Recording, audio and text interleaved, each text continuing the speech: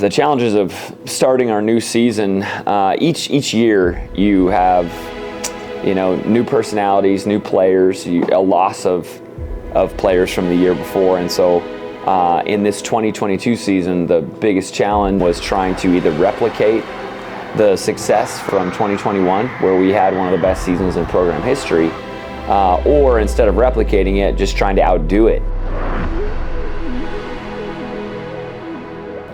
That was a big challenge for our group this year, and having a lot of new, young, talented players, maybe some of the most talented players we've ever recruited coming into our program. And we put a bunch of top 100 teams in front of our group and said, let's get out there and see how good we can be. And so we faltered in a lot of ways, but it also toughened us up for a good conference run later in the season.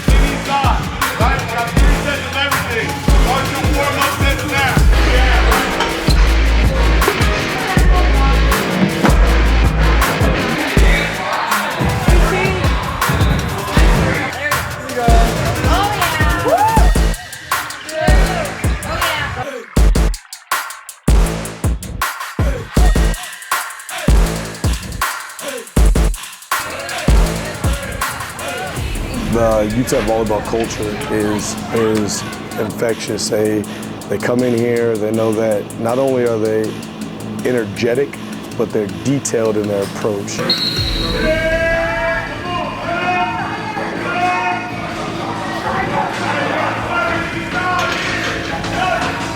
At UTEP, we have 10,000 square feet in our weight room, which I think is huge for a mid-major college. We have 18 racks and platforms. Each rack has about 1,000+ pounds on it. So we have enough space, enough equipment to make sure that we can give you the best work ethic you can get.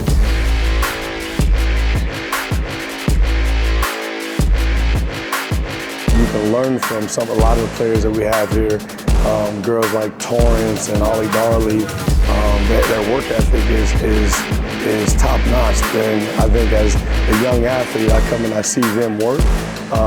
It's so much easier to know what I'm supposed to do. But you look at some of the freshmen that we have, and you have girls like Maddie Gant, who came in and was expected to play right away, and she did everything she could to take care of her body. Those are just a few that just stick out the top of my head that have outstanding work ethic.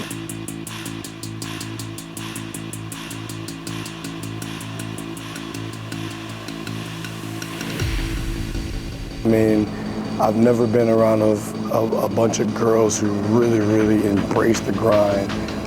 Every day they come in, they know what to expect, and are always pushing themselves to try to get more and more every day.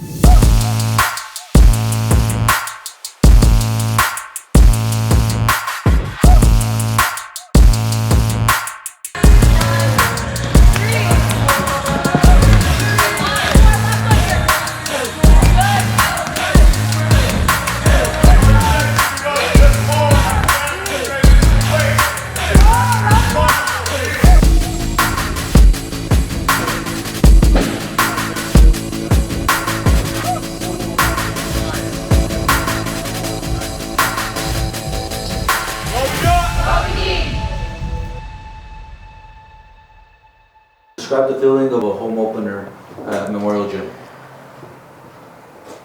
From freshman year and from last year, getting to play or even just standing on the sidelines, you can't not walk into that gym without feeling chills, without getting goosebumps, especially when the band starts playing and everybody's standing up cheering for you. It's a different atmosphere for sure. A home opener at Memorial Gym, it's still like a fever dream to me. Like I can't really put it into words how it felt because of how loud, how energetic, how just like fun it was to play in Memorial Gym for the very first time. Oh man, I love our Miner Maniacs, our Memorial Maniacs. Oh man, Memorial Gym, I love it. When you have a team like we have here with the volleyball team, it's infectious. Like, people want to come and see it. They want to see how hard these girls are working. They're working hard every single day. You can tell how much people in El Paso love coming to watch us, and there's nothing better. It was our 9-1-5 match against UNM on that Thursday night. Coming into our home opener, I think we were nervous but excited because it was our first home game.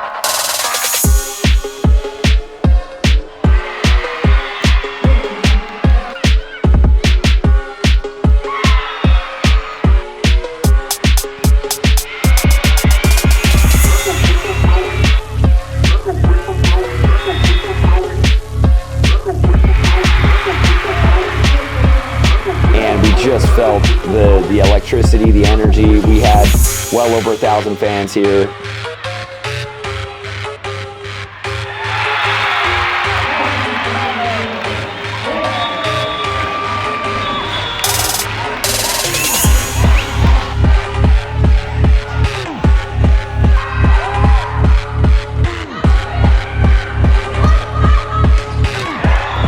Our coaches were just kept pounding in our brains like all of these teams are top 100 teams, like we have nothing to lose, just go out there and play volleyball.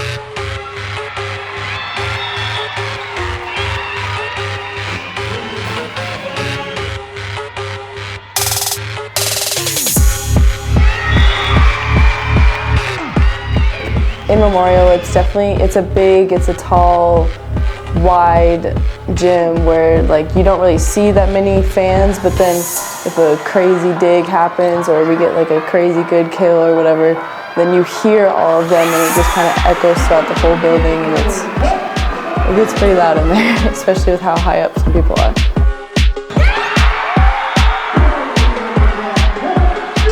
It was a great experience for our young group. I think it put a lot of stress and pressure on them, which is what we designed it for. And we faltered at the end of that first match, losing 2018 to a good UNM team, and had a couple of match points, with the ball on our side of the net. So that next night, we had to play, a tough Portland State team.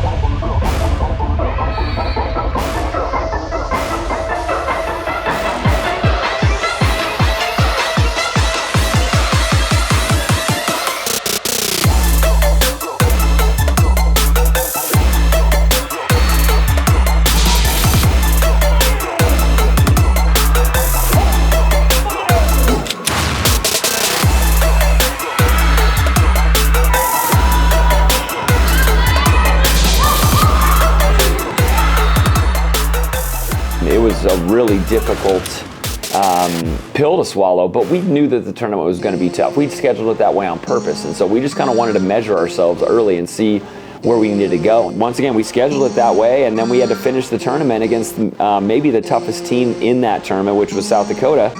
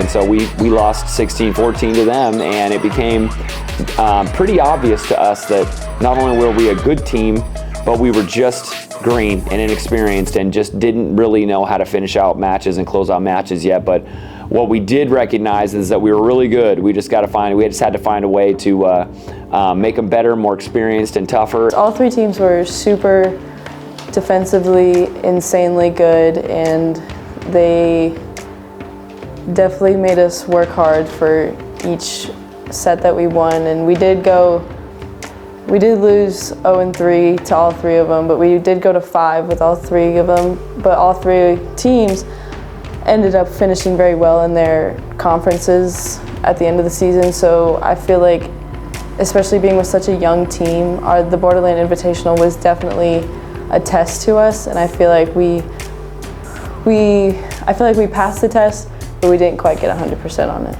We're all very skilled volleyball-wise, but emotionally, I think we could have been a lot better in that aspect. I feel like we also worked on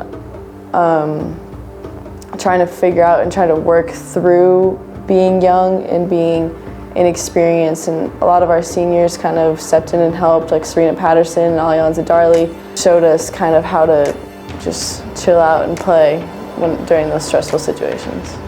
Opened our eyes to know that we can be just as good as them or even better, considering we just went in there besides against Northwestern, going in out of the first 6 games, I'm going 5 sets with every single team. It proves that we have the grit to play hard and want to keep fighting to win. It's just the little things at the end of each set that we lose that it just helped us learn, okay, we need to be better at this or we need to be better at that. And so we were within a few points of winning the tournament 3-0, and what we recognized is that we needed to season our players really quickly, get them a little bit more experienced in dealing with the stress and the pressure, and we needed to start faster. A lot of those 5-set losses, we lost the first set, and so we started to analyze that in practices and find ways to combat that and make it better and just get the experience for our young players to go with our vets. And we started to see some, young people like Torrance Levsey, who was a redshirt freshman, really step up and play great in that tournament, but also start to really build her confidence for a really good run throughout the season as she ended as our top point scorer for 2022. I think we're expecting things to go a different direction, and you can tell that we worked hard because we went 5 sets, but it came down to our emotional game, not our skill and physical game. And that's where losing all 3 matches in 5 sets really, I think, showed us as a team like where we can be in the season and where we weren't at previously when we left Chicago.